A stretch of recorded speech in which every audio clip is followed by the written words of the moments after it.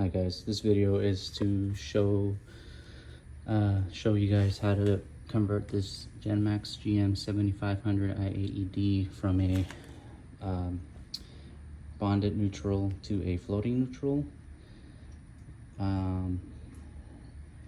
Me not being an electrician, it took me a minute to really figure out where to remove the wire, because the videos on YouTube only showed the gm9000 inverters, and it didn't show, or people didn't have videos of this variation of inverter on how to make the bonded neutral a floating neutral. Now, disclaimer, I'm just showing you the way I did it. I'm not a professional by any means necessary. I'm just a DIYer, so just keep that in mind. But I'm going to go ahead and show you what I did. So you remove the front panel. Basically, there's two sections. You can remove this panel by itself, or you can remove this whole front area here. So when you remove the whole area, it's actually behind this panel right here. So when you remove this panel right here and you look at this 120 plug, right on the side of it you see these white wires. So what I did is, this wire was initially bolted together with this other white wire right here, and I just unbolted this bolt. I just loosened it, and then this just slid right out. So I removed this wire that I'm holding right now, and that goes to a grounding bolt right below down there. It was quite challenging to loosen up this bolt right here because this was in the way. So what I did is I loosened this right here, and this piece slid out forward this way. So it slid forward, and that gave me a little more space to put a little nut, or what you would call it, a little tool here to remove this bolt, or to loosen it, not to remove it, but just to loosen it.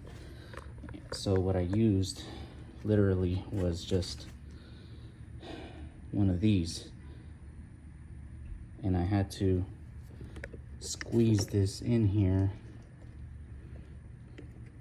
with this out of the way, mind you. So I once I got that out of the way, I went in there with this tool, and I loosened it up. I had to use these pliers to get a grip of this and turn it like ever so slowly, because there was really no space at all. So I had to make turns like basically like this. That's how my turns were. They was just so small. So once I got that out, once I loosened the bolt, I slid this wire out, and I tested it. I tested it with this meter. When I touch this, you see continuity, but when I do it on my 50 amp right here, and on the grounding bolt, sorry, it's hard to film by myself while doing this. So I'm gonna touch that bolt right there with my other prong, and it's not gonna make a sound. So there you go, it's not making a sound at all. So it's floating.